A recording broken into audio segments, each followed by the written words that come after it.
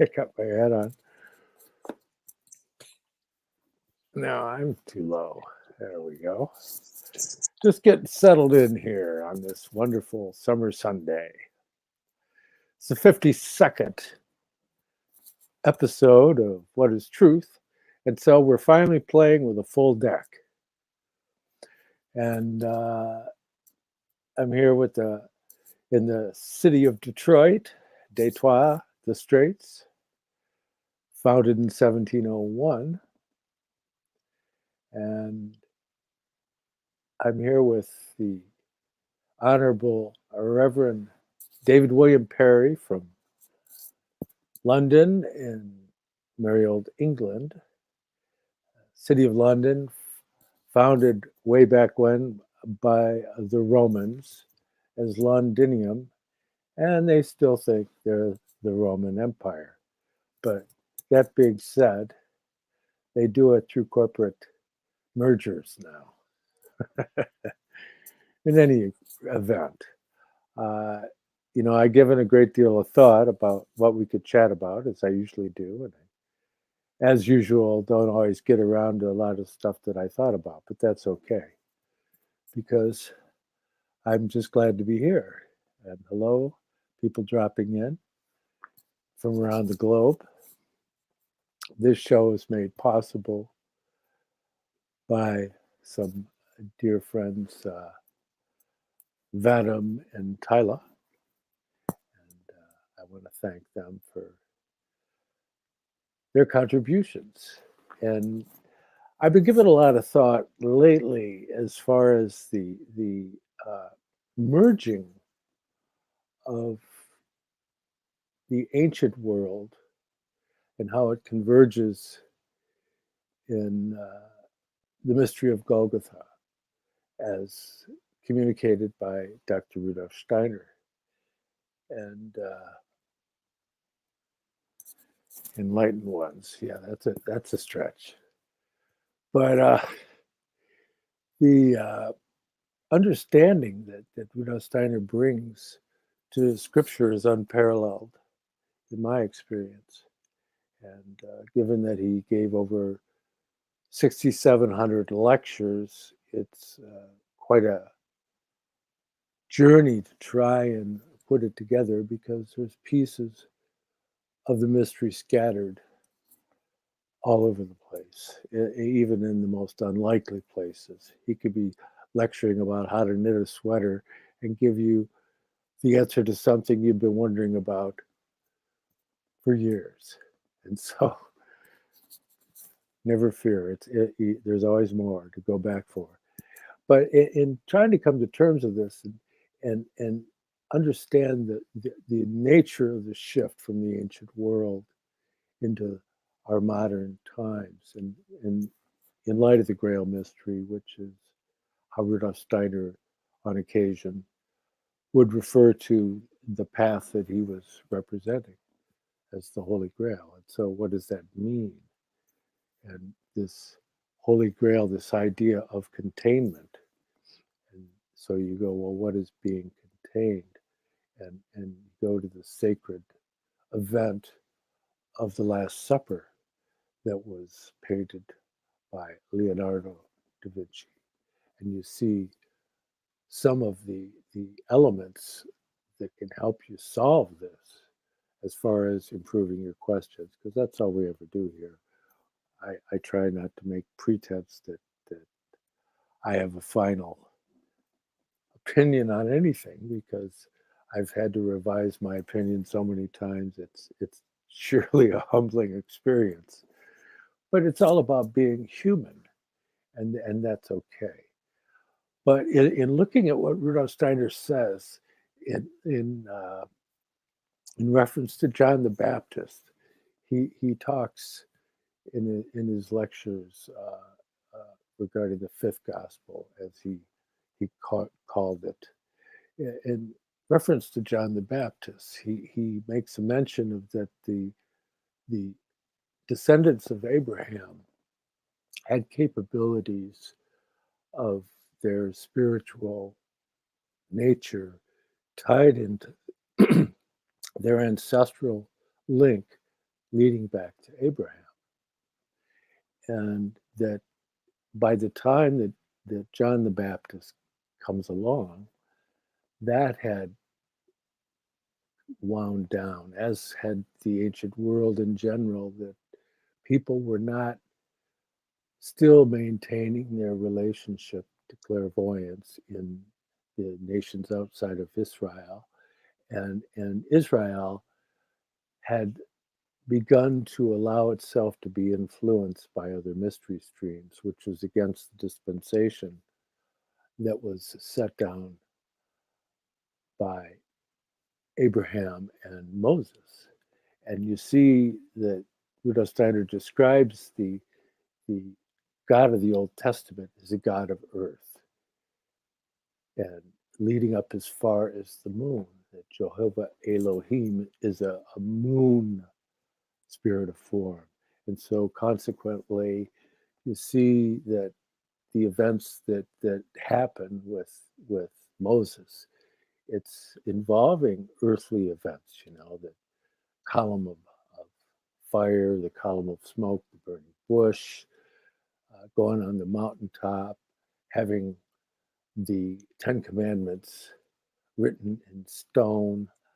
So there's all this very earthly, has to do with the physicality. And in the Old Testament, you see the birth mysteries of Gabriel, and you see all the ancestral lines leading back to Adam and all of that. And Rudolf Steiner says what that makes reference to is like where you see these extremely long ages of people in the bloodline. And he said what that relates to is that in the ancient times, that the descendants would have abilities that connected them to their ancestors. That the first kind of religion, so to speak, was ancestor relationships. And that because you were a member of a group, you shared in the ancestral memory, because individuation hadn't come into being through the further development of the spark of the ego that had been brought to mankind, hadn't come to fruition yet. And so you have some very interesting events surrounding John the Baptist where he's singled out by Jesus as being, the greatest one, basically. And you look at that and you see that John the Baptist himself, and the way in which he criticizes the people of Israel, in that they're not maintaining the dispensation. But then you see his relationship to the baptism of Christ, and he says, he must increase, therefore I must decrease, so that you have this Old Testament dispensation making way for the resurrection mystery. And while the mystery of Golgotha is a crucifixion mystery, the mystery looking forward is the mystery of the resurrection, whereas looking backward, you would see the crucifixion as being the mystery. And so in understanding what this resurrection experience is really one of the most profound things that one could contemplate, really. And so that's what I've been doing for the last week. And that's just some very brief indications. Of course, we can always dig deeper into that.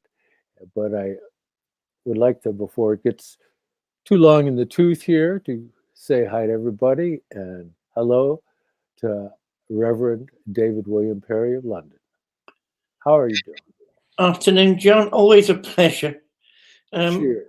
Cheers. Always a pleasure to excuse me, interact. I've got a frog in my throat because we had our monthly service of worship. You may have noticed there's a common denominator there. I've been openly planting seeds of white magic theurgy into our you have You have a frog in your throat. So I have a you were frog in given my your throat. service in a pond? You can't beat the old ones. Although it feels like it. No. Our new place of worship is lovely. We meet in the Kalos Centre. I mean, if we were still meeting at St Peter's in Clapham, if ever there was a spot of rain, people did end up half drowned because the church did need a bit of renovation. So we're quite happy with that. No, it's when I've been doing a lot of speaking, I notice on these shows that all of a sudden a frog, and I don't mean the French, a frog suddenly gets into my throat and I'm then choking all the way through. Anyway, Well, might I make a recommendation now? I don't know if you even have this over in England, but we have apple cider vinegar. oh, Take apple cider vinegar and mix it with some really quality lemon juice, and just like a tablespoon or two at the most of the apple cider.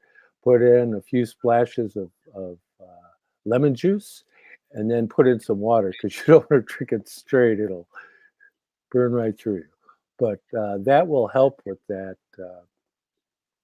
overactive mucosa. In any regard, go ahead. well, I don't think I can rustle that up today, but I will certainly use that as a shield of protection for future shows. Yeah, I mean, oh God, where do I begin?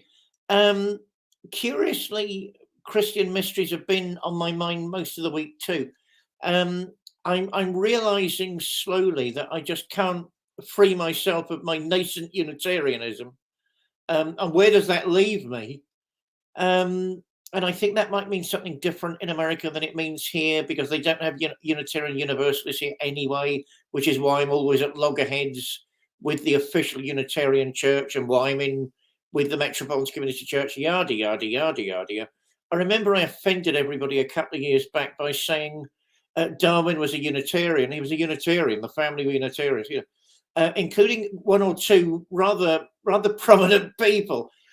Because the doctrine in increasingly atheist Britain is that anyone with any brains has got to be an unbeliever, and the BBC were making these preposterous statements. He never went to Anglican church with his wife, therefore he must be an atheist.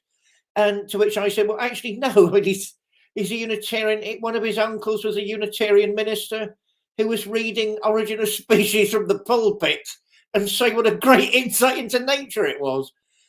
So no, so yeah, I mean, all that's on my mind at the minute. I've been mindful, not so much about the Holy Grail, Guinevere, and all that stuff. The Matter of Britain.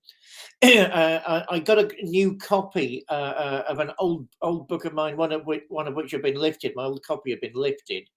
The Silbury Treasure. Which is just mind blowing. I mean, there are certain books that have blown me away. The White Goddess by Robert Graves is one of them. People need to read the subtitle, A History of Poetic Grammar. So he's not making theological claims. He's trying to elucidate the metaphysical history of Israel and its interaction with other metaphysical systems. And he and I both tend to have the view that the only thing missing in the ancient world was travel technology. I mean, ideas used to spread and they used to be debated. And certainly the visions of Ezekiel were debated by the Druids. There is enough secondary evidence to make that very clear. I never know where I stand with things like dispensations, because it depends what church you're talking to. But with British poets, I can sort of come to terms with that. And of course, I hate. Right, this is a confession to any Robert Graves lovers. I hate his poetry. I'm sorry. It's just awful. Apart from his hymn to the White Goddess, which I can sort of deal with, and it's a work of piety more than a work of poetry. So I can sort of go along with that. I mean, great World War One poets, Captain Graves, put a sock in it, please. Yeah, and if you can't really see the difference between Achilles and Hercules and people dying in trenches, shut up. If you can't see the difference, war itself has changed, and people being mowed down by war machines please shut up, because it's got nothing to do with the noble battles of history, of great heroes on the historic battlefield. All of that's gone, sadly. How does that fit in with the Silbury treasure? I'll get there in a minute, I promise. So certainly his historical novel, I like Robert Graves as a novelist. King Jesus is clever and subtle and very, very disturbing. And who knows, maybe there's a kernel grain of truth there somewhere. And basically, Michael Dame's Silbury Treasure is another of those books. The ancients weren't afraid to use. How can anybody talk about the divine without realizing they're dealing with human metaphors anyway? The divine is the divine. We can't grasp it. We can't describe it. That's the point. So certain cultures prefer male metaphors. The patriarchal cultures prefer that. Certain ancient European cultures preferred female metaphors. And I had the honor and privilege with an old friend of mine I haven't seen for years of going to Silbury Treasure. You can't bloody move around Silbury Hill nowadays, of going to experience the Silbury Treasure. If you stand from a certain distance in a certain location, you can see, and everyone knows it's an illusion, but the point is it's a meaningful illusion. You can see the mound of the earth. You can see the pregnant belly of the goddess give birth to the moon. We actually couldn't do that because bloody British farmers fence everything off. Have you got the right to do that? Bloody stop fencing everything. So we couldn't actually get to the position to see the moon being born. I got into. You could dress up like a cow. Thank you for that, Jim. Thank you for that. Old cow jokes I can deal with, but thank you for that. Oh no, it's really annoying. I mean, you Yankee boys don't realize how easy you have it.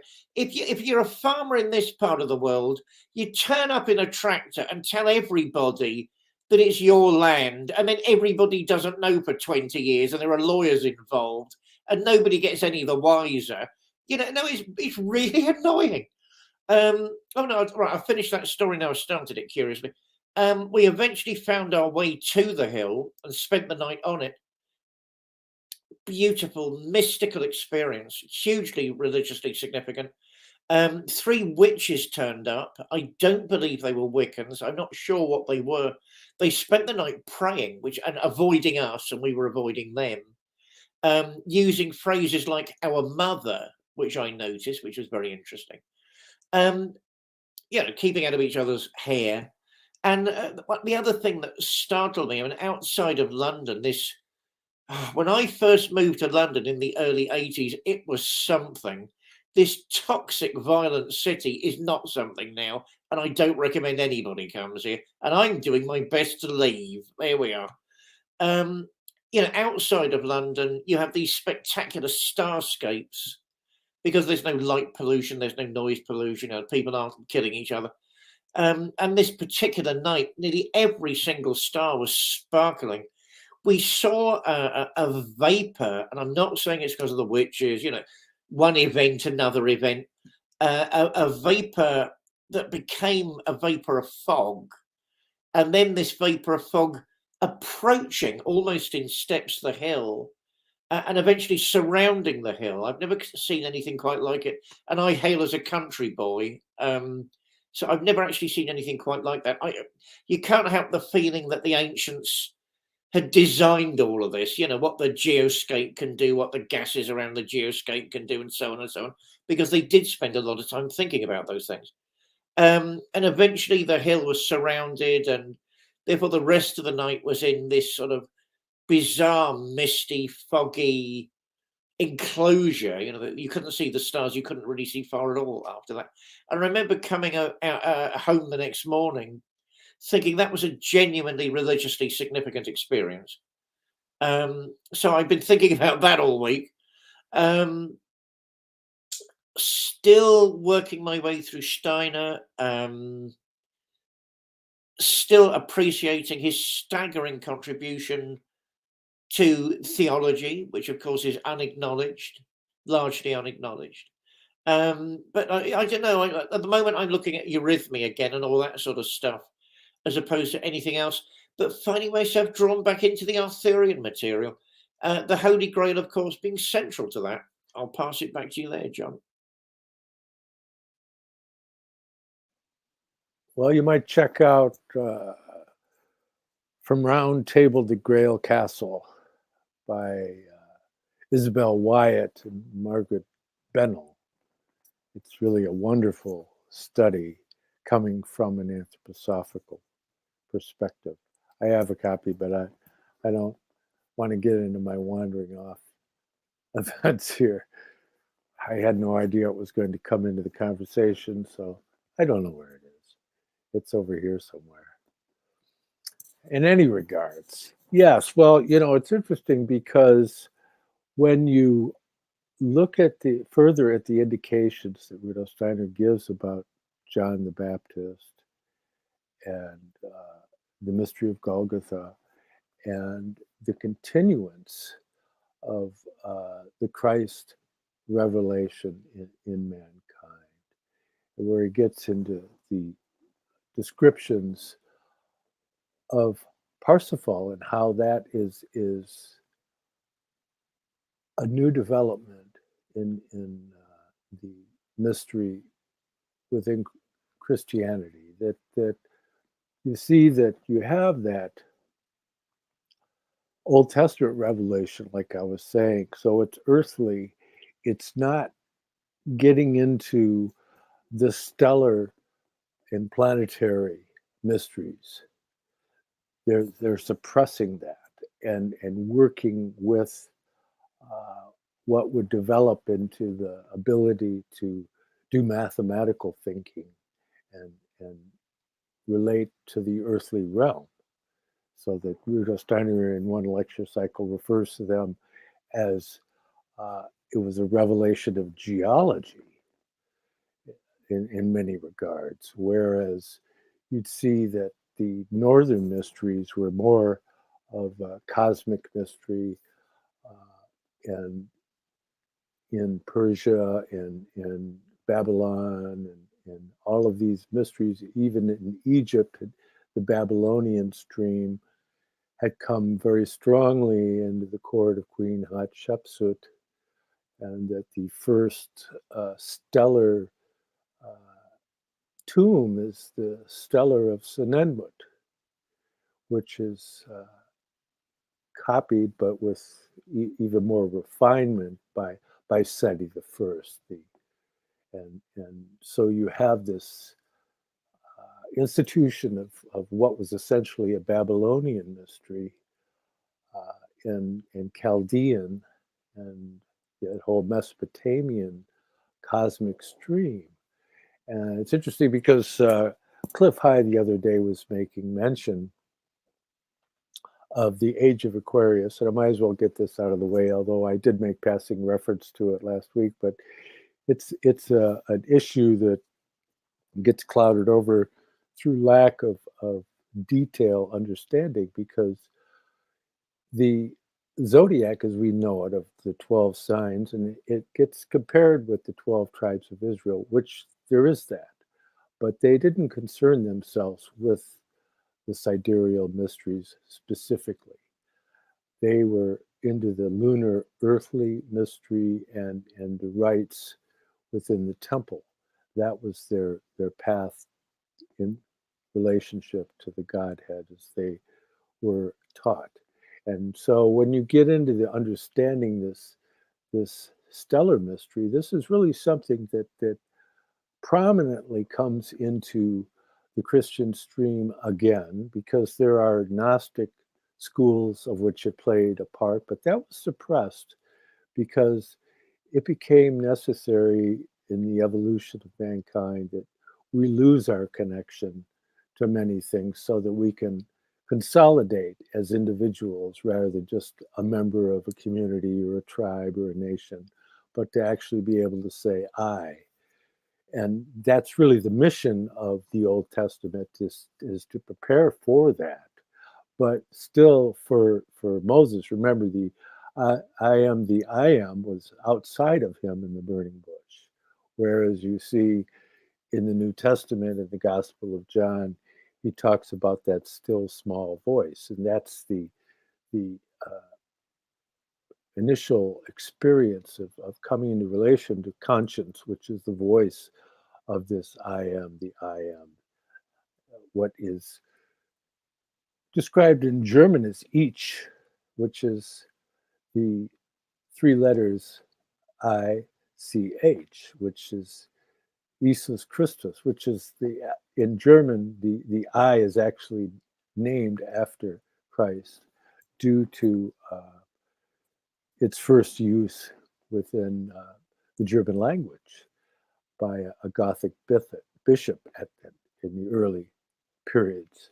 So it becomes very interesting because you see that Herzeloida, the mother of Parsifal, because of the bad experience that she has with Gamaré, with him leaving and going off to be a knight and all that, she makes sure that her son has no connection to any of that. She'll have none of that. She doesn't want him to disappear off in some foreign war somewhere.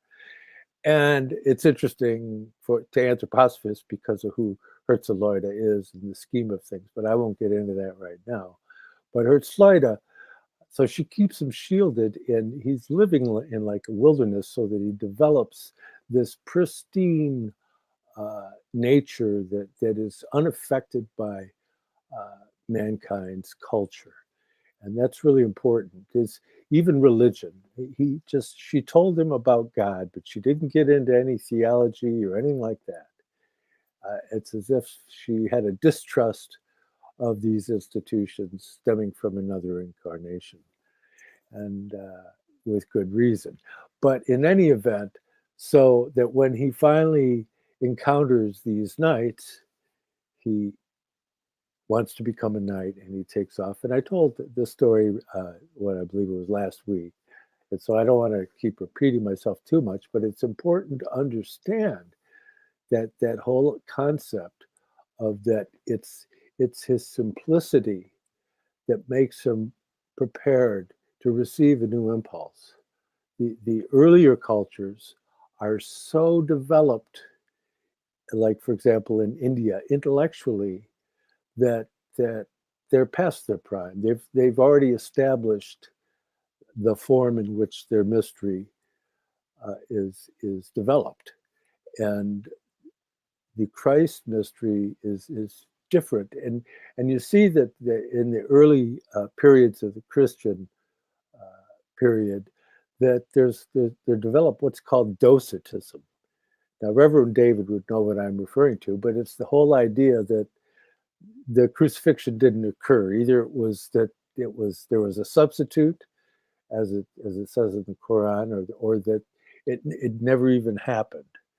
And so, taking away the most important event in the history of human evolution, and or dumbing it down, so to speak, and making it, well, Jesus was just a really smart guy, and he had a lot of good things to say, and it's a good idea to listen to what he said, kind of view. It becomes so prosaic as to lose its significance. And Rudolf Steiner said that it's most important to understand the mission of Christ as being the highest beingness of the spiritual world, to enter into a human body and have the experience of human death.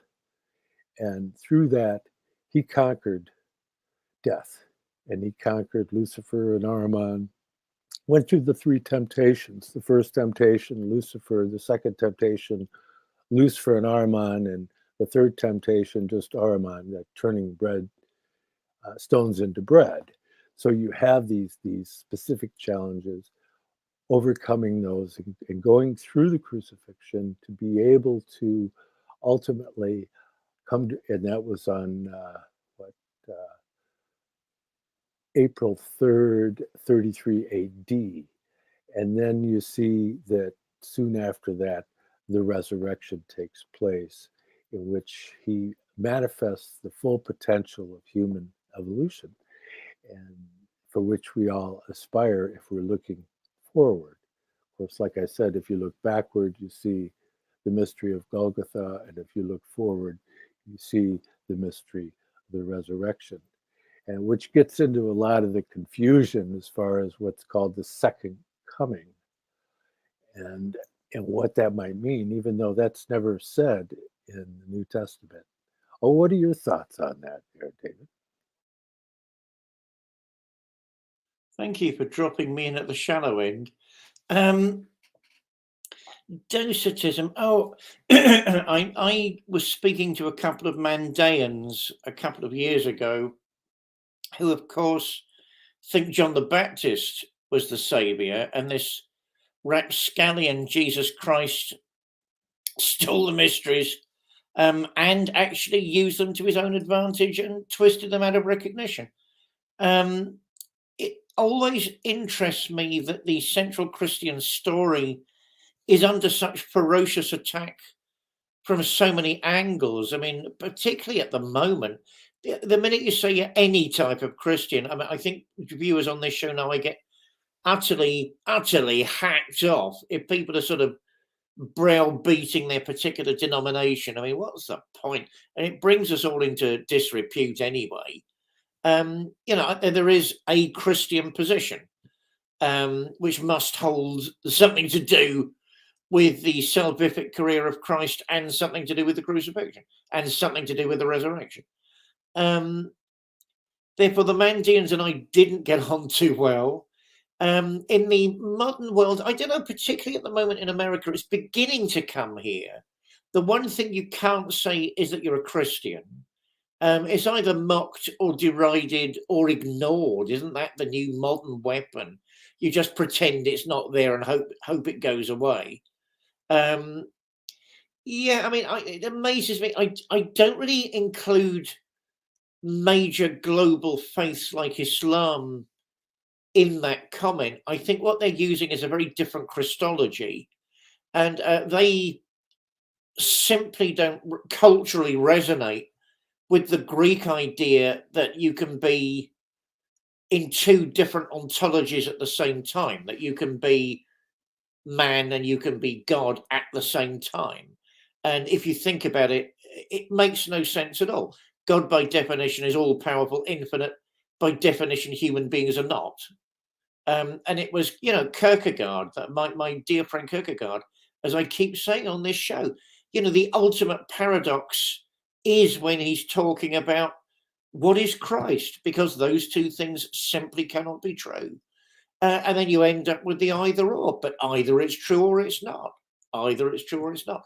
I think the danger with modern Christianity is that we're trying far too hard to make false solutions to genuinely interesting questions. I mean, my dear friends in the Bible Belt, if I hear one more Bible Belt scholar deliberately watering down the mysteries of the scripture to suit their particular church's outlook, I just will start screaming.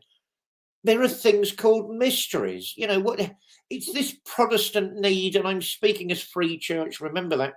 The Protestant need to explain everything and reducing everything to some sort of formula which can then thereafter be discussed and debated. Maybe there are things called mysteries. And that's, of course, when the Catholic and the Orthodox tradition tend to come into their own. They describe various states of being, they describe various philosophical processes, but they don't choose to explain or analyze, at least a lot of the time. And I think that works extremely well, because you end up in orthodoxy, of course, with the monks experiencing what they call unmanifest light.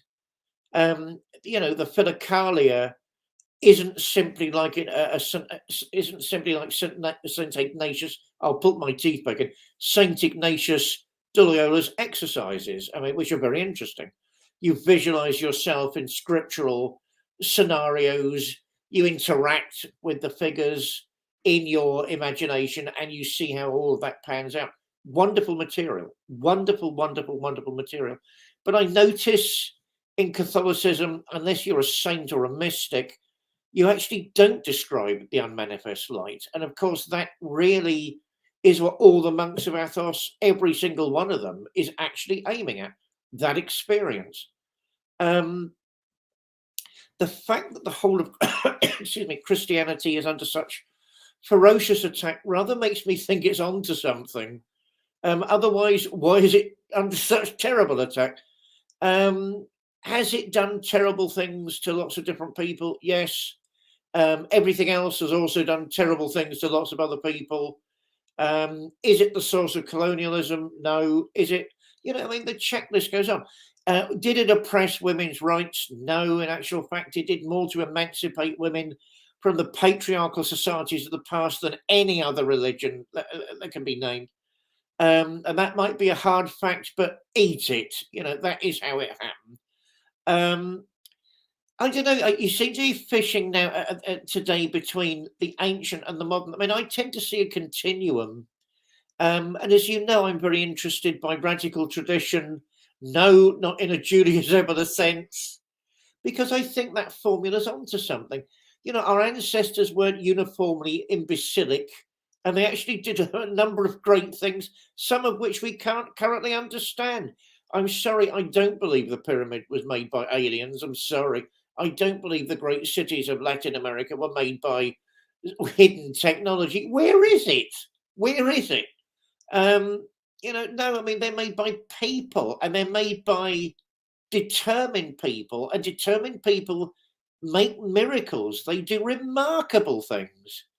I'm not saying they may not have been in contact with celestial intelligences. That's a different thing. But I see a continuum. We need these spectacular attainments of the past, and some of them have been, with that sort of Goethean spirit of the present, the need to test, the need to try, the need to experiment.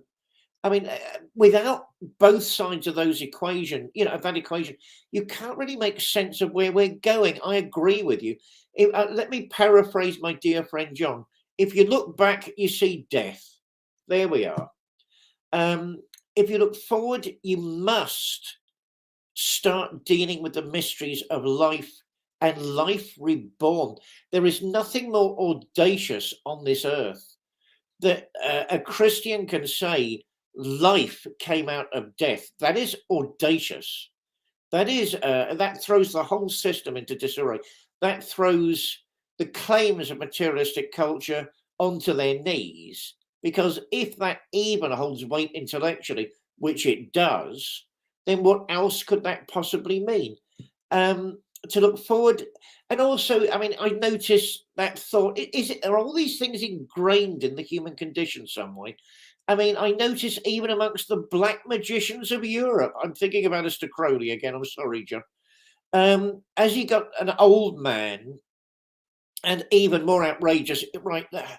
For those of you who haven't heard this confession before, yes, a couple of years ago, I did say he was a national treasure in the press. No, I didn't mean his career. I was talking about his art. Some of the art is very impressive. I don't like his poetry. There's a story that Aleister Crowley showed W.B. Yeats some of his poetry, and Yeats went completely quiet. But Aleister Crowley wasn't the type to be beaten. So he says in his diary somewhere, it was obvious jealousy that W.B. Yeats couldn't really get on top of his poetry. So, I mean, I quite like that bit. But, what I meant was his art, and I noticed the papers didn't report the other bit. David paraphrasing, says Aleister Crowley's a national treasure. They didn't report the other bit, and I was talking about art. But I noticed even in him, there are things called the Phoenix ritual. So, in other words, you get to a state magically where you do need to be reborn to get to the other level, to get to a higher level. Something more needs to enter, a new impulse, as you put it a minute ago. For a Christian, of course, that is given to us by grace and faith, by grace and favor. If you're outside of that tradition, it strikes me that somehow the future is telling us that's what we need to do. But there's none of the artillery, there's none of the machinery of Christianity to allow you really to do that. And also as an act of grace, which ultimately these things must be, you've no legs to stand on. So that intrigues me, and I'll pass back to you, because certainly we've got to start looking forward as different churches, as the Christian tradition, and work out where we're going from here. Okay. Yeah, I think there is all of that, but it's undeniable that you could look at uh, the Islamic approaches docetism. I don't see, and I was quite surprised when I saw our friend Leo Zagami uh, on AJ's channel, and he was putting forward the question about that the story in the Quran that Jesus wasn't really crucified, that they had a substitute, and that apparently he hasn't got the good news completely yet. So that's okay. It's everybody, each in their own time. No wine before it's time. But I thought I'd share today. I know some of you don't like when I read quotations, but that I don't care because there's some quotations that summarize viewpoints so effectively, and it's just a question of if I could read it in an interesting manner so that you can suffer through it. But this is by a very interesting individual, Alfred Heidenreich, who was a Christian community priest. The renewal movement that Rudolf Steiner started, and he did it reluctantly because he said it really isn't my mission to do that, but because Friedrich Rittelmeyer, who was the most respected Lutheran in Germany at the time, requested it of him along with another group of people. He did a special series of lectures for them and founded the Christian community. Of course, that created qualms of jealousy and things like that because other anthroposophists were not allowed to go to the lectures. So he told them things that he didn't tell the others, and that was an interesting bifurcation. But I've shared on occasions that I used to go to Christian community services, and when I'd go there, there'd always be this bus that would show in from Camp Hill Center with the handicapped children, and they'd be in the back of the service, and they'd be like bobbing around and waving their arms and doing all manner of things. But once they got to the Eucharist, once they got to communion, every single one of them calmed right down and had their eyes fixed upon the host. And I mean, it's so profound just to see that. That could be a conversion experience for most anybody, to realize that they know something that apparently you don't, and that there is a genuineness to the idea of there being a right. That the ritual nature of Christianity is a very real thing. It is cast within the mold of a lot of the ancient mysteries and all of that, so that there's a mingling of dispensations within the service itself. But it was the thing that our Lord said, "Do this in memory of me," right? And they did the Last Supper, so that he did that, and he gave them one prayer. He didn't give them 10; he gave them one, the Lord's Prayer. And so you can kind of feel confident in that it's okay to participate in both of these and still be a Christian, right? And so for most people, it gets as far as, rather than the Eucharist, saying a blessing at meal, which is a wonderful thing to do, because you should always show gratitude, and that's a basic fundamental of Christology. But in the little booklet that came out in 1969 from Rudolf Steiner Press in London by Alfred Heidenreich, The Risen Christ and the Etheric Christ, he clarifies certain things. In lecture 1, he gets into the fall of paradise, and but I want to get to lecture 2, where he talks about the vision of Christ in the etheric world. And this is from a lecture he gave in the U.S. He came here toward the end of his life. And this is in April 29th, 1949.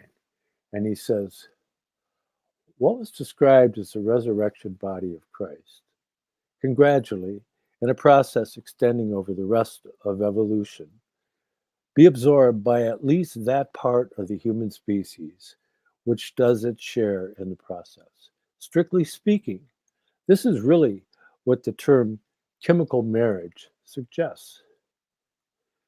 You remember, the Rudolf Steiner occasionally refers to that mystical marriage which some of the earlier mystics mentioned, that kind of union which opened the soul to the spiritual world. But in certain circumstances, he uses the term chemical marriage, precisely for this gradual absorption of the resurrection forces of Christ into the human organism, by which that harmony is gradually reestablished, which through the fall was lost. We saw how this loss of harmony between the physical and etheric bodies affected the senses, between the etheric and astral bodies affected the glandular system, between the astral and the etheric reversed affected the digestive system, and finally how the disharmony between the ego and soul forces affected thought, feeling, and willing. We saw how all can gradually be balanced so that in the fullness of time, humanity can reach the stage where death as we know it ceases to be. Then the ability to use the power of materialization and dematerialization at will can be shared by that part of humanity which has been truly developed. This part will then pass on from the earth to Jupiter, which by Jupiter he means, like St. Paul, ye shall be as the angels. And so that kind of sums it up for me. And a lot of that is kind of intense, and those of you that want to riddle through it, you can look this up at the archive, Riddle Steiner archive that my friend James Stewart maintains, and please give him some donation to help him in his work. But it's listed in there, and I gave you the name of everything because it's well worth dipping into that and trying to comprehend that the image of the Logos, that is the Christ, being a spiritual leaven for the evolution of mankind. That is the kind of the crux of what this issue is. And it is not just another really smart human that has some nice things to say, but that there's an actual transformative mystery that's taking place here. And if you can get beyond just prosaic understanding, abstract understanding, and if you start to be able to think apocalyptically, so to speak, and be able to embrace the mystery tradition, it allows that unfoldment to take place.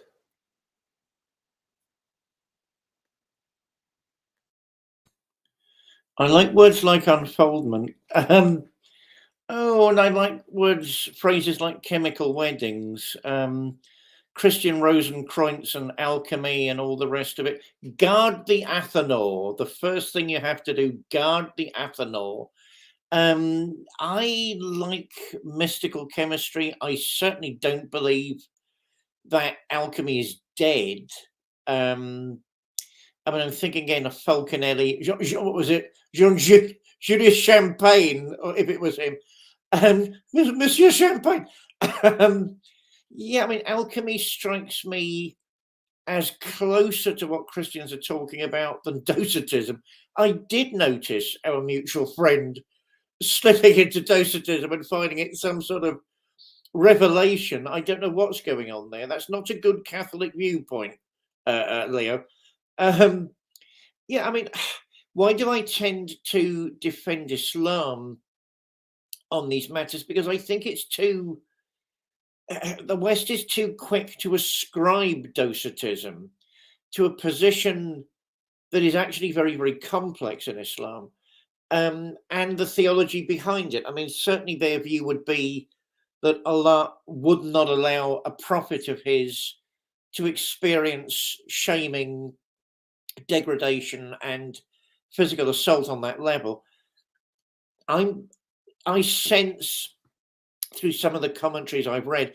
And of course, the Quran, there were other versions of the Quran where the people, whether the high priesthood, the high clerichood in Saudi like it or not, there were editions of the Quran before the Cairo edition.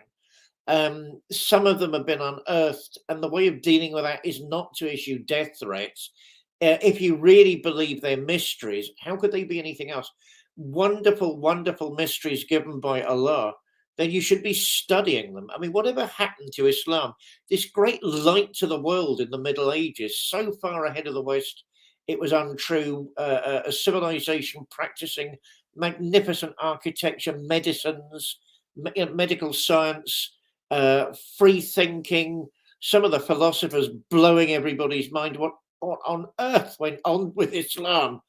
And if you start nudging some of the commentaries, the hadith and so on, surrounding Quranic material, I notice the Sufis and the dervishes, suddenly, from becoming very simple-minded poets, suddenly become major metaphysicians, trying to explain why it's not docetism. So I have sort of noticed that. And yet, I think we all need a chin wag. I think we've got to stop saber rattling. All the children of Abraham have to come together at some point and start saying, okay, if there are mysteries, if there's a supernatural genuinely involved here, we need to talk about it, and we need to understand what we mean by mysteries and how maybe you're looking at different aspects of something stupendous. The most important event that's ever taken place in human history. I think nowadays, where everything's allied to hyperbole, everything's allied to, the superlatives, everything's awesome or audacious, or you lose sight very quickly of what is awesome and what is audacious. And you lose sight very quickly of phrases like the greatest event in human history. Because, hey, isn't that something that, Marvel does? Or, Swamp Thing, because all of a sudden, I read something absolutely ridiculous a couple of months ago, that some guy in Latin America, I won't give him the courtesy of naming him because he thinks he's a scholar. I mean, the whole claim is laughable. He thinks religious scriptures are like comic books. They've got their victims, they've got their heroes, they've got their villains. So he knows nothing about the history of text. He knows nothing about the origin, how everything came out of sacred scripture, completely the other way around. An absolutely extraordinary twisting of what any scholar would know. But, we surrender. What Christians, what Muslims, what Jews have to do, I suspect, is have a little more humility and admit the minute the supernatural raises its head, then we're not on certain ground. And we've got a great deal to learn from each other as opposed to saber rattling and making war. I mean, and let's face it, the Crusaders thought they were going to win. They didn't. Let's face a few home truths here. And some of the clerics used to demand that they took a mock-up of the cross into battle with them. Yeah, Saladin used to beat them all the time. They won a couple of battles, but hey, who ultimately won the Middle East? My favorite thing is the Priory of Zion. I remember reading Holy Blood, Holy Grail a number of years ago and actually thinking it is quite an extraordinary book. But let's face it, even when the Priory of Zion had an army, they still got beaten. So, so much for them. We've got to stop these childish assaults on each other's theologies and start looking at commonalities. We're either all the children of Abraham or not. Hey, whether we like it or not, we are, right? What have we got in common? What are we sharing about similar mysteries, similar narratives? We've got to start looking in that direction, I suspect. More than that, I probably don't want to say because I don't want to offend Leo. I hope Leo remembers his Roman Catholicism and the fact it doesn't go along those lines. I'm quite shocked, actually, but I might have got the wrong end of the stick because I'm never sure with Leo. And it's good to explore theories, and it's good to look at new ideas, and that not particularly, but dosages of the new idea. And it's good to read new books and get challenged. I've nothing wrong with that. I mean, my favourite view of Jesus is that he was a mushroom. Of course, I can't remember who wrote that one. That beats an alien into a cocked hat. It's all something to do with the Judean mushroom cult in the first century. That's absolutely great. They're all the disciples are lollygagging about and eating mushrooms. I think that's wonderful. Is anything apart from being challenged by the gospel and challenged by the crucifixion and thinking, my God, if that really is true, what does that mean for me personally? Because it's not enough to make an intellectual assent to those ideas. If Christ, in some form or other, has not entered your life, you're not, you're not a Christian. You are not a Christian. You're on your way to it, but you're not a Christian. For the simple reason we're not simply looking at intellectual assent, we're looking at something that is generally transformative on every level. I suspect one of the source problems of alchemy was the church. Why can't the church give it a rest? Because it was unwise at certain points in history to start talking in a more heterodox fashion.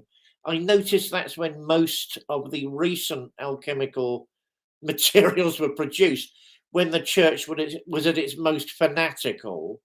And as I say, I don't believe that alchemy was simply a primitive form of chemistry, and the science won through, because really what the alchemists are aiming at is something other than a description of the chemical universe. What they're looking for again is transformation. What changes lead into gold? I mean, they're looking at transformation. Why is gold important? Because it's manifest light. It's the sun. Anyone that can make gold can make light, and if you can make light, you're like God. So again, you're looking at things that couldn't really be said within the confines of the church. And one of the things, I mean, Paracelsus, is meant to be still alive, of course. He's meant to have achieved the great work, which means he became immortal. And one of the things, did you ever read that, John? The Morning of the Magicians, Powell and Bergier. Fantastic realism is an amazing genre, and I love that period of French literature, because it comes up with some jewels, it comes up with some gems. I love that book, but I can never quite realize when they're writing in. I can never work out when they're writing in genre or they're actually saying something remarkable. That's the plain Brit in me. I call a spade a spade. That's important too. There we are. That's the David Hume thing. That's the John Locke thing. Say what you mean, man. All that sort of stuff. There's one bit where apparently Berger was reading through alchemical texts, and it was all something to do with the refining of precious metals and arranging them in a particular geometrical pattern, which sounded a bit to me like a pentagram. And it was the field of force generated by that pattern which transformed the alchemist on a cellular level.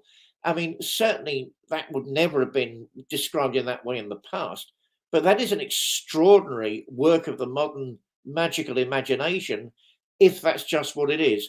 I'll hand you back.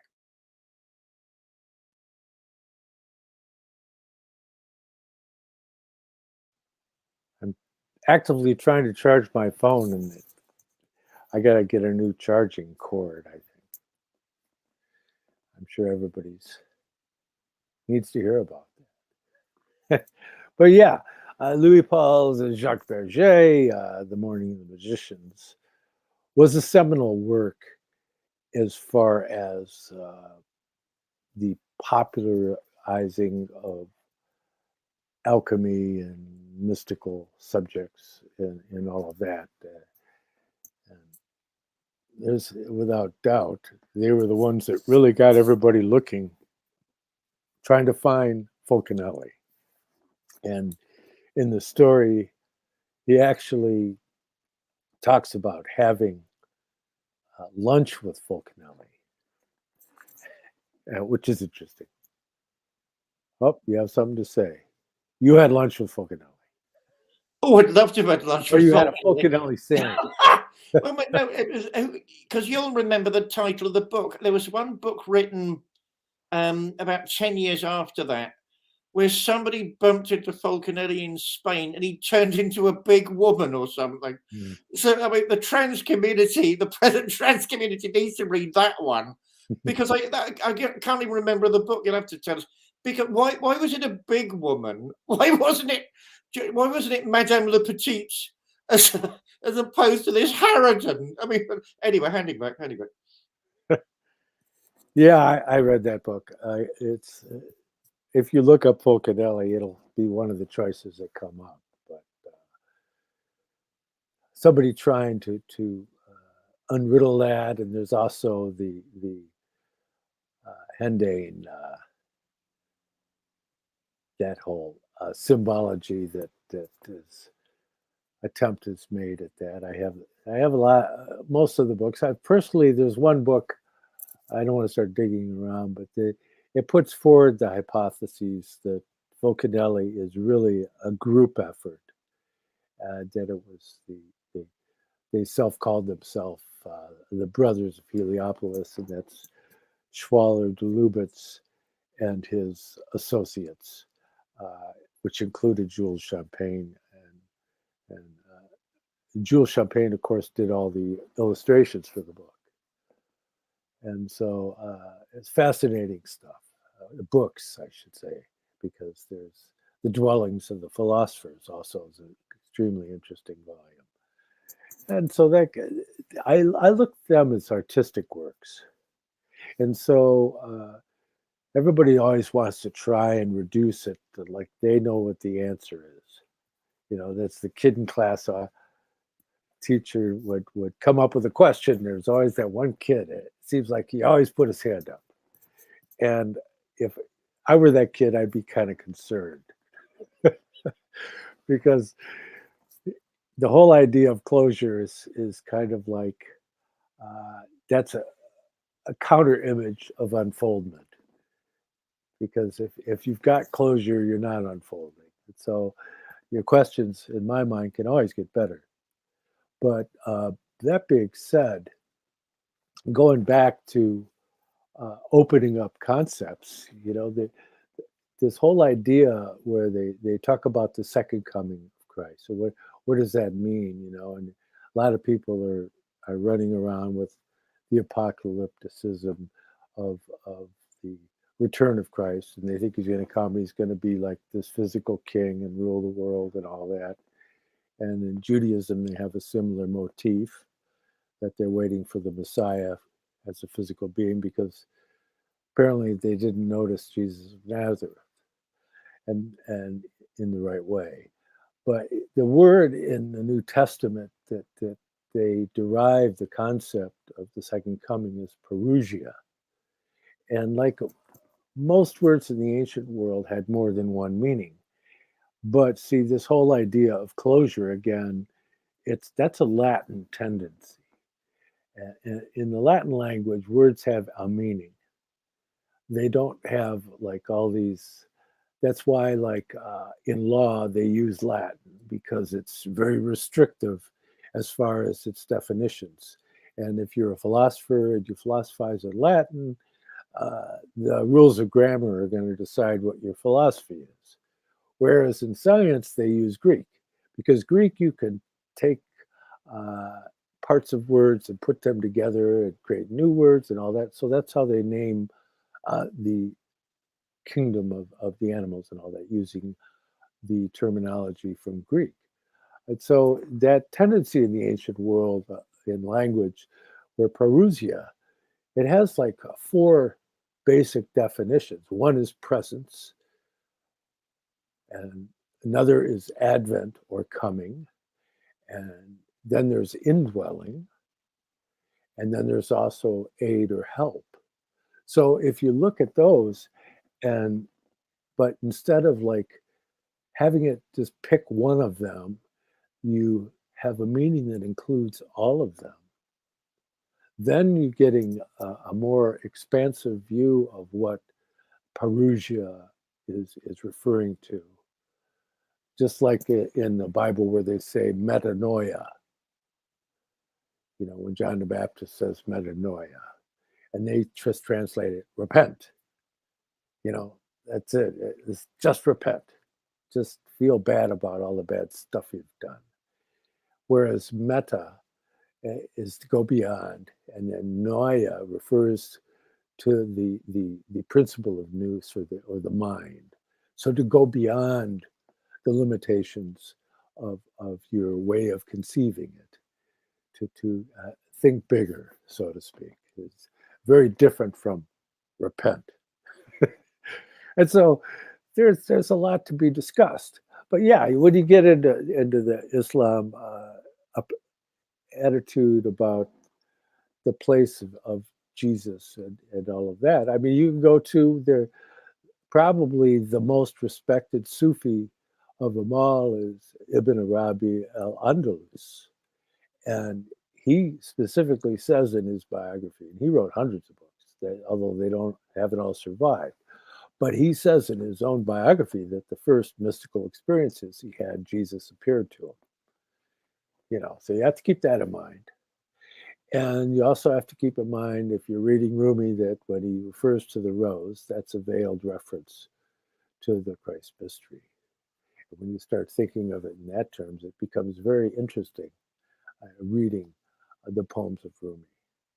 And I like Hafiz. A friend of mine, Donald Weiser, published the nice slipcase 2-volume set of the poems of Hafiz. Goethe was a great fan of Hafiz. And there's a whole group of Sufi poets that are just absolutely wonderful. And I'm not down on any religion. It's just that the vantage point of anthroposophy is that Christianity really isn't a religion.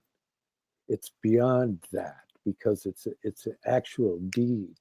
It's not what Jesus said so much as it's what he did, that he gave himself for the evolution of mankind as a whole, that a being from the upper realms came down here and gave his own life, and that he actually entered into Earth evolution in a new way, beginning at that time, thereby rescuing Earth evolution. And so I could continue with a little bit from Alfred Heidenreich. He says in the original text of the New Testament, this word, parousia, is used for those prophecies which speak of a future, new presence of Christ in human evolution. Nothing less than the comprehensive fullness of the fourfold meaning is adequate for translating those passages. You can almost take the four meanings as the points of a meditation. Rudolf Steiner sometimes gave meditations in that way, giving just points and leaving it to his pupils to work them out into meditative lines. If we did so in this case, we would find that there is implied in his concept of the presence of Christ the fundamental idea that his being is an abiding presence in human evolution. And so that's the whole idea. He gets into talking about Christ as a living presence, which again, you could see going back to what I was talking about with the Eucharist in the Christian community, that there's actually something happening as a result of something that's being done in a Christ rite. That the Eucharist causes a transformation of some sort. And it was all of there was 20 or 30 handicapped children all waving their arms and bobbing and doing anything except paying attention until the Eucharist, and then every single one of them respectfully stopped and just looked upon with awe at what was transpiring up at the altar with the communion service. So you have to say that that's ontology. That's an actual being. It's not a theory. You could have theories about why it's happening, but it happens. and it happened every time I was there. Now maybe I'd be very disappointed if I found out that it was because I was there. But I shouldn't joke about sacred things, but I couldn't resist that one. So I guess I'm playful like that. It's this whole idea that Heidenreich points out with Rudolf Steiner is that the unfolding of the Christ mystery has a rhythm to it, as does all the sacred understandings. And so you see that he talks about historical points at which certain impulses come to a culmination, and that there's this rhythmic thing happening. And that's the kind of the bringing into the purview of Christians that concept that we live within space, we live within time, and so you have this intermingling between the Mosaic mysteries of time and the Hermetic mysteries of space. And so when you have this introduction in the 9th century of this impulse coming up from Spain to Parsifal, where he receives this Grail mystery of it. It's a star knowledge that he receives. That's a big deal, because see that in the early centuries of Christianity, there was Gnosticism that had that, and then that was completely suppressed by the church and proclaimed a heresy and all of that. And then to have it come in, but it comes in, who does it come in through? It comes in through Parsifal, who's the pure fool. He doesn't even know that it's heresy. Okay, he's like this pure soul who's just not informed about the ways of men, and because of that, there's a newness that can begin at that point. And that's the profundity of it, is that whole idea of that grass doesn't grow on a busy street. If the street's already all full, then there's no room for anything else. So you get so many philosophers, they've already got so much going on in their head and so many issues and things that they take umbrage with and all that, that they have a difficulty in getting to that, well, like you'd like to describe, the kind of Zen mind. But that's one of the tools in your toolbox, is the capacity to be able to enter into a place of childlike innocence and that Zen mind, that empty mind. That's in the Yoga Sutras of Patanjali, it's described as the cessation of the modifications of the mind, and that's one of the tools. That's a technique, and it's not an easy one to achieve, by the way, because your mind always has something to talk about, something to think about, and so that I'll just leave you with that. But see, that's kind of where Parsifal started out, because he was such a simple soul that he was capable of receiving, and that's that Grail mystery, which is to receive, really. That's that receptive thing, that cup.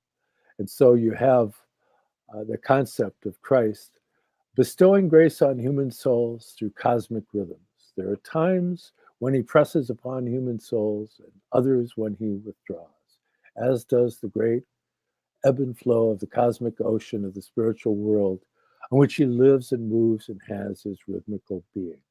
So that's Heidenreich rhapsodizing on it. And he goes on to say from Rudolf Steiner that this new coming is not one visible in the flesh, but which can be described as an indwelling in that inward sphere of the etheric in which we may penetrate. He does indeed come in order to help humanity.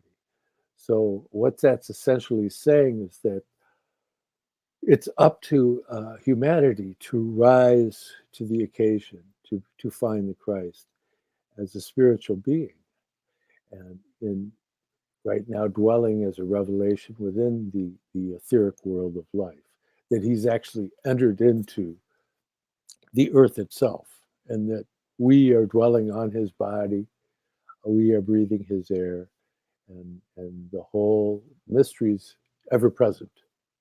That we're already there, he's already won, and we're playing catch up, basically.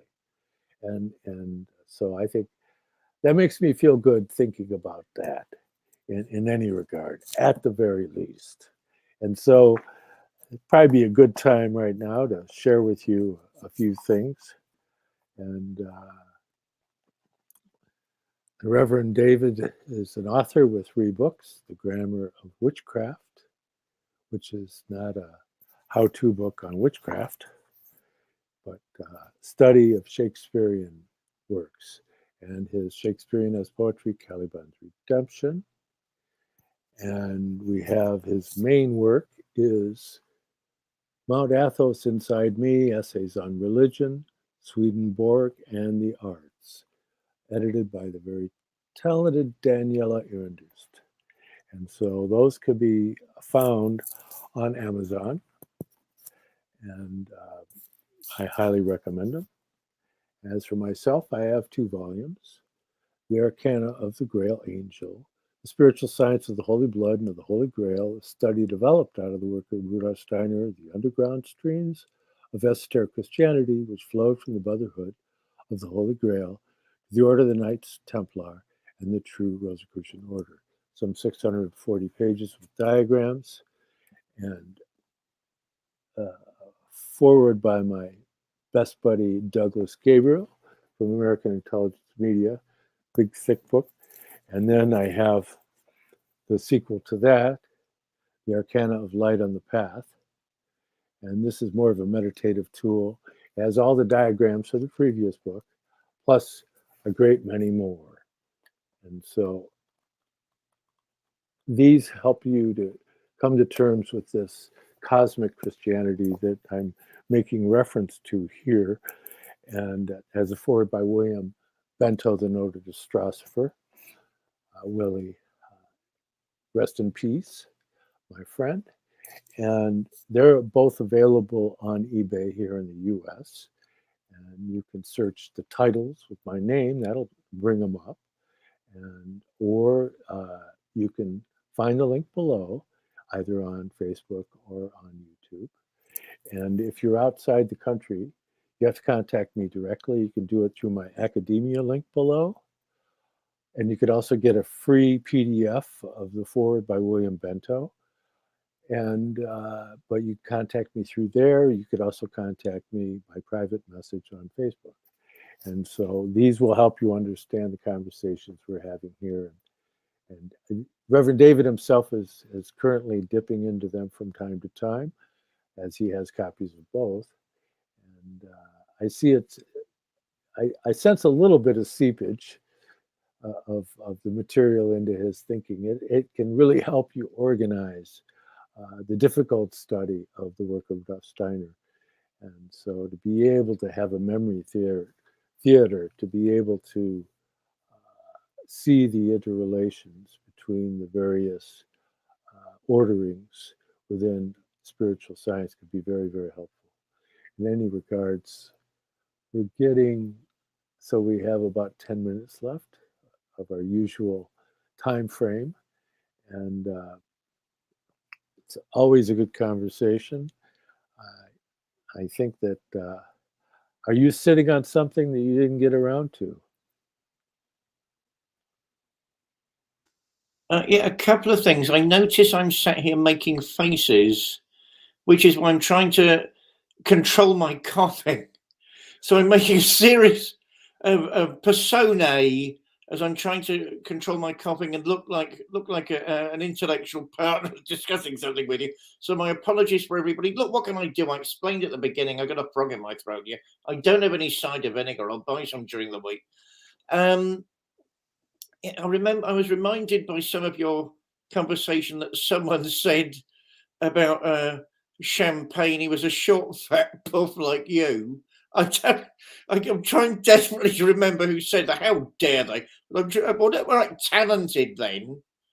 Yeah, I remember him doing the illustrations. I think I'd heard somewhere along the line that it was meant to be a cabal, it was meant to be a group of people.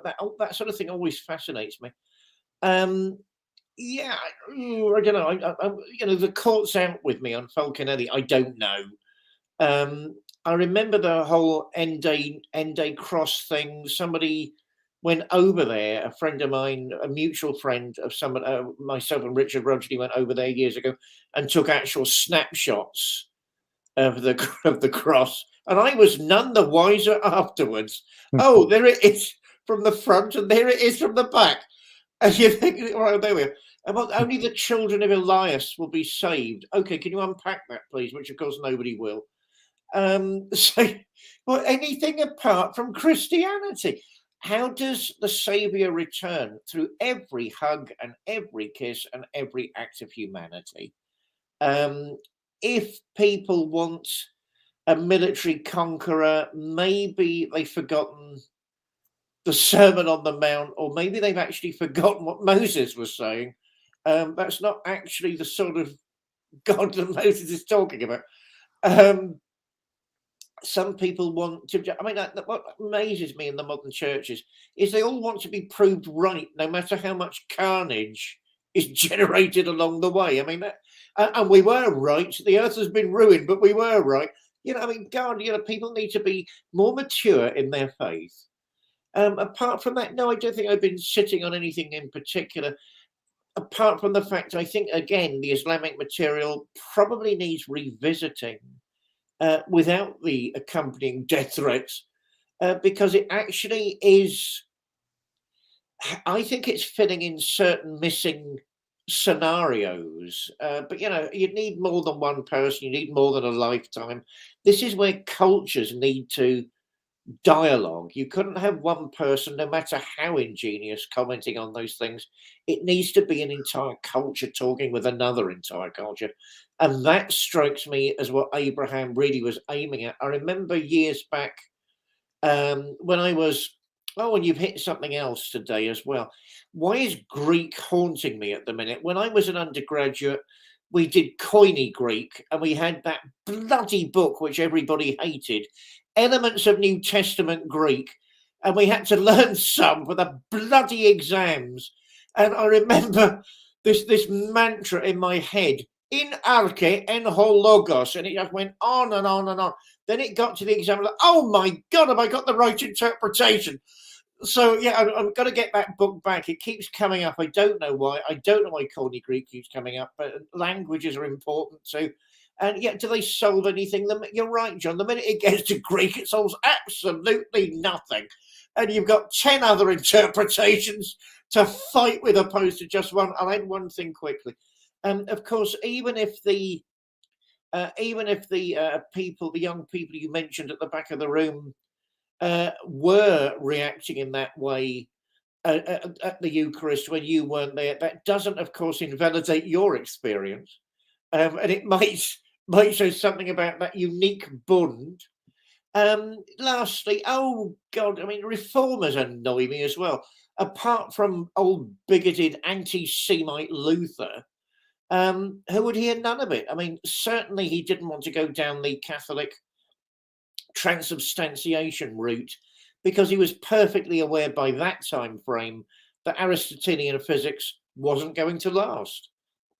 Was it the bedrock of so much? Yes, but the natural sciences were already beginning to debate on a different level. So he was perfectly aware you couldn't really talk about those things in the modern world unless it was an act of faith. But Luther did not think nothing happened at the Eucharist. He talks about the doctrine of the real presence, that the energy, that the spirit of Christ is actually there. It's reformers like Zwingli in Switzerland that want to start pressing the Eucharist as a memorial meal and nothing else. That's when the trouble really starts. And of course, to my horror, when I discovered years ago that actually it's Zwingli that had a huge impact on the Church of England, not Luther, that might explain a lot of the fact that the Church of England gets up my nose constantly, because you never know where you stand with it. Right, so what's high church and what's low church? right? High church is the Catholic stuff where nobody wants to get intellectual, particularly. And low church is where everybody wants to get intellectual, but they haven't got enough reading to do it properly. And it's just. And did you go to Oxbridge? And you can't talk about it. It's just really depressing, the whole thing. Now I'll hand back to you because I don't know how you're measuring these timeframes, but certainly the idea of a presence, the idea of a sacred or holy presence, I think puts the reform not only at its glittering best in modern terms, but actually again opens the route to mystery, which you can't really say about in Catholicism or Orthodoxy at the moment, unless you want to embrace the rest of the theoretical frameworks that go with it. Handing back to you. Yeah, well, again, it becomes that point at which it's like Rudolf Steiner characterizes it, is that Christ is that being to which no one can intervene in the personal relation to you, unless you decide to give somebody that privilege. And so that is like a bigger view than a denomination, because Rudolf Steiner is very clear that if you're not working toward the understanding of the universally human, including all mankind, then you haven't arrived yet. Of course, then there is the challenge of that there are beings, locust people that don't have an ego. They're just beings of soul and body. There is that. And you necessarily don't know when you're dealing with them. And they don't have to worry about consequence because they're not tied into it in the same way that you are. And so there is that. There's that certain challenge of apocalypticism, and that these forces that challenge the Christ will achieve victories, but only for a time. Because remember, Christ has already won. So no matter what you go through, the idea is sticking with that, and that's the arc that leads to the future. And so it's at this point in our journey that I like to see if Reverend David could lead us in a prayer to consecrate our little experience here. And before I say that, though, if people want to buy us cups of coffee for our efforts, that's paypal.me/DWPARRY 777 or paypal.me/John Barnwell 888. Now we'll get to Reverend David's prayer. Thank you very much. Well, I think just quickly, it's worth remembering that Christ chose us, not the other way around. And that despite my endless Hegelianisms, Zen mind is everything. Zen mind is everything.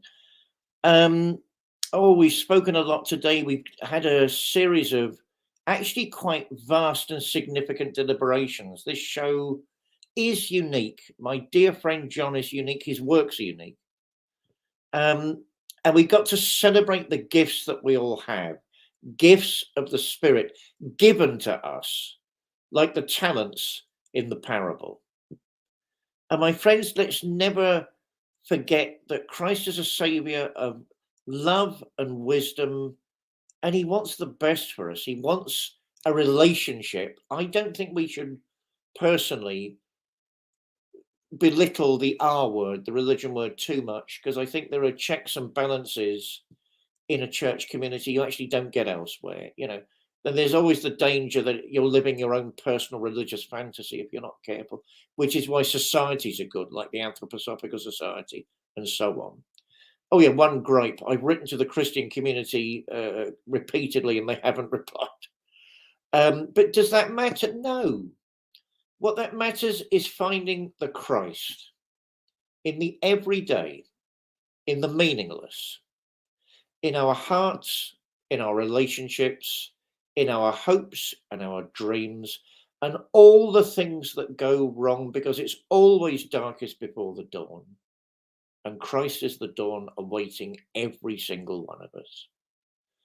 Keep hopeful and happy, and keep strong in your faith until we all meet again. Amen. Amen. Well, thank you very much, and everybody. Thank you for showing up, and those of you that are going to see this replayed, hello to you, and goodbye.